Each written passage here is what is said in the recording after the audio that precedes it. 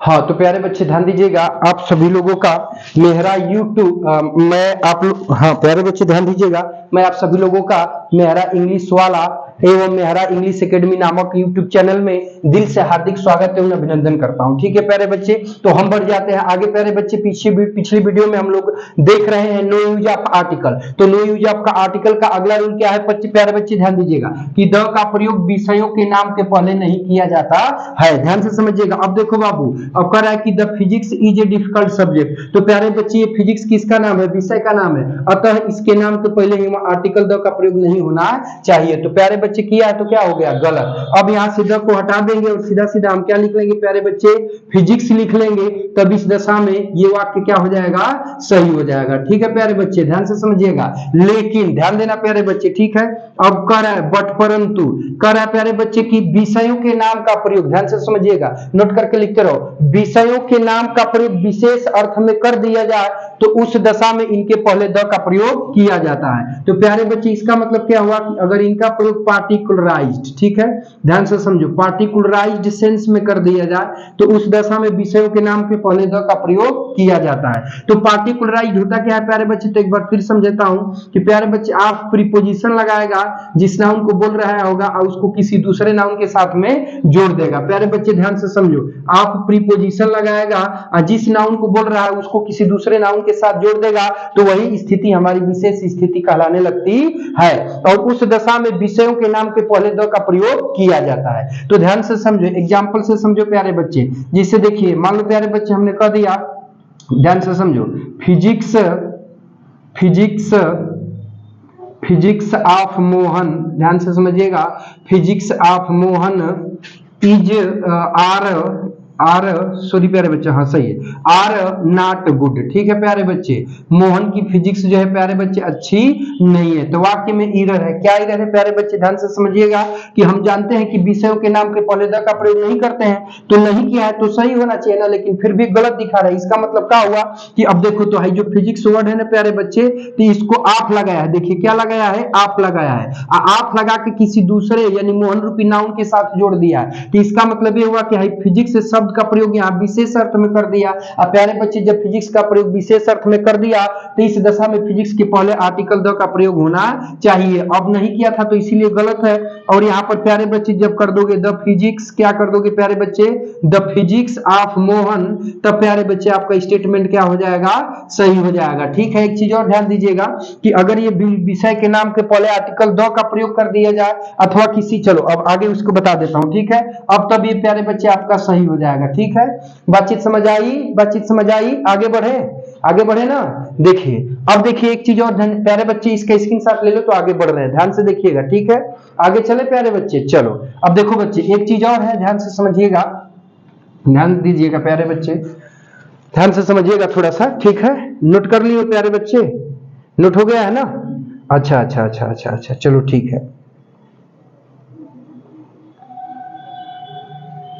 देखो प्यारे बच्चे, अब कह रहा है कि जैसे अगर कोई सब्जेक्ट्स नेम, ठीक है, जैसे मैथ हो गया, फिजिक्स हो गया, केमिस्ट्री हो गया, ठीक है, इसके पहले प्यारे बच्चे पोसेसिव, देखिए द का प्रयोग कर दे प्यारे बच्चे, क्या कर दे? द का, या फिर किसका प्रयोग कर दे? पोसेसिव एडजेक्टिव का। ठीक है प्यारे बच्चे, तो पोसेसिव एडजेक्टिव किसे कहते हैं? जैसे माई हो गया, आवर हो गया, हिज हो गया, हर हो गया, योर हो गया, तो ये सभी पोसेसिव एडजेक्टिव कहलाते हैं। तो अगर सब्जेक्ट्स नेम के पहले अगर द या पोसेसिव एडजेक्टिव का प्रयोग कर देता है तो उस दशा में प्यारे बच्चे इसको प्लूरल माना जाता है। क्या माना जाता है? तो उस दशा में प्यारे बच्चे इनको प्लूरल माना जाता है। और इनका प्रयोग अगर किसी भी वाक्य के सब्जेक्ट के रूप में कर देता है तो इनके साथ प्लूरल वर्ब का प्रयोग करते हैं। प्यारे बच्चे साथ साथ नोट करो। ठीक है, देखिए तो अब देखिए यहाँ पे क्या है प्यारे बच्चे, समझ लो थोड़ा सा। जैसे देखो फिजिक्स ऑफ मोहन है, ये तो सही है, लेकिन फिजिक्स के पहले ही वहां किसका प्रयोग किया है? आर्टिकल द का किया है ना प्यारे बच्चे। तो अब यहाँ पे पूरा को क्या माना जाएगा? बहुवचन। आज जब बहुवचन हो गया प्यारे बच्चे तो अब यहाँ पर बहुवचन की वर्ब लगाई जाएगी। तो अब यहाँ से क्वेश्चन बनाना चाहेगा प्यारे बच्चे, बच्चे ध्यान से समझो, क्वेश्चन बनाना चाहेगा तो तुरंत यहाँ पे क्या कर देगा प्यारे बच्चे, इज लगा देगा, ध्यान से समझिएगा। तो देखिए यहाँ पे क्या हुआ है कि फिजिक्स है, विषय का नाम है, इसके पहले आर्टिकल 2 आ गया ना, और फिर सब्जेक्ट का नेम क्या है, फिजिक्स है, तो इस दशा में इस पूरे को क्या मानेंगे, बहुवचन। तो जब ये बहुवचन हो गया तो यहाँ पर बहुवचन की ओर बानी चाहिए, तो एक वचन की ओर क्या लगाया है, इज, तो इसीलिए गलत है। जब इसको सही करेंगे तो यहाँ पे हम क्या लगा लेंगे, आर, तब हमारा सेंटेंस क्या हो जाएगा, सही हो जाएगा। ठीक है प्यारे बच्चे, नोट कर लो। हाँ, तो प्यारे बच्चे ध्यान दीजिएगा, हम बढ़ते हैं अगले रूल की तरफ। तो मेरे प्यारे बच्चों, अगला रूल क्या है कि द का प्रयोग अनकाउंटेबल नाउन के पूर्व नहीं किया जाता है। तो अनकाउंटेबल नाउन किसे कहते हैं प्यारे बच्चे, तो अनकाउंटेबल नाउन का मतलब होता है कि वह नाउन जिसे गिना न जा सके उसे हम अनकाउंटेबल नाउन कहते हैं। हे बाबूनन का अंग्रेजी में क्या होता है, देखो, तो the noun which can not be counted is called uncountable noun, मतलब वह संज्ञा जिसको गिना ना जा सके उसे हम अनकाउंटेबल नाउन कहते हैं। ध्यान से समझिएगा। तो अनकाउंटेबल जैसे पानी हो गया, दूध हो गया, घी हो गया, दैट etc, तो इन नाउनों को हम लोग गिन नहीं ना सकते हैं, तो यही हमारे अनकाउंटेबल नाउन कहलाएंगे। तो अब रूल में कह रहा है कि द का प्रयोग अनकाउंटेबल नाउन के पूर्व नहीं किया जाता है। तो ध्यान से समझना प्यारे बच्चे, देखो, the honesty is the best policy, ईमानदारी एक अच्छी नीति है। तो प्यारे बच्चे, ऑनेस्टी कौन नाउन है, अनकाउंटेबल नाउन है, क्योंकि हम ऑनेस्टी अर्थात ईमानदारी को गिन सकते हैं भाई, नहीं ना गिन सकते हैं। तो जिस नाउन को नहीं गिन सकते हैं अनकाउंटेबल नाउन हो गया।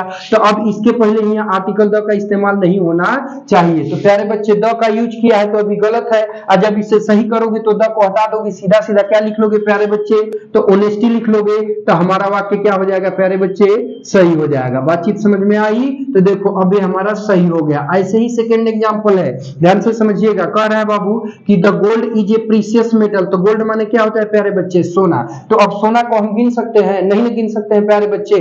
तो जब हम सोना को नहीं गिन सकते हैं तो ये हमारा अनकाउंटेबल नाउन हो गया। अनकाउंटेबल नाउन हो गया तो इस दशा में इसके पहले आर्टिकल द का इस्तेमाल नहीं होना चाहिए। तो प्यारे बच्चे आर्टिकल द लगाया है तो क्या है प्यारे बच्चे, एरर है।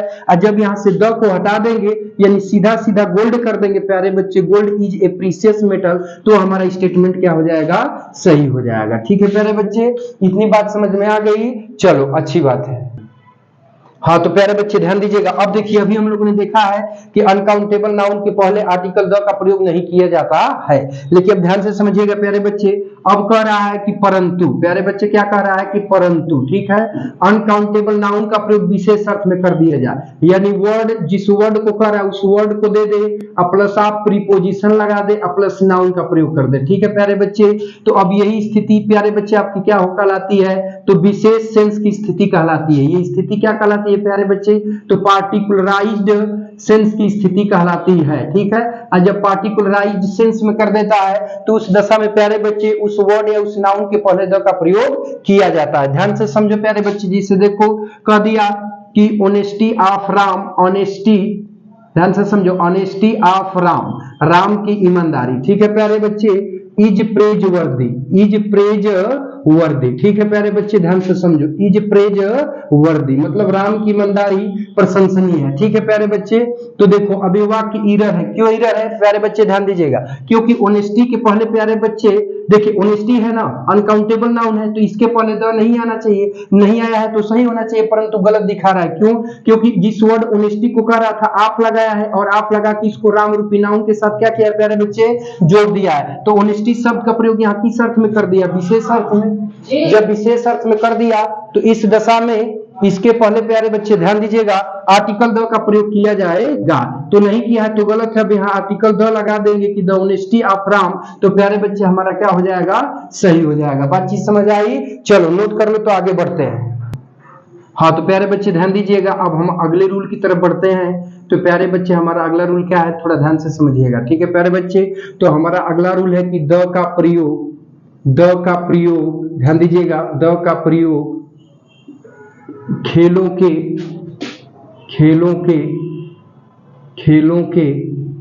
नाम के पूर्व, खेलों के नाम के पूर्व नहीं किया जाता है, खेलों के नाम के पूर्व नहीं किया जाता है। ठीक है प्यारे बच्चे, ध्यान दीजिएगा, द का प्रयोग खेलों के नामों के पूर्व नहीं किया जाता है।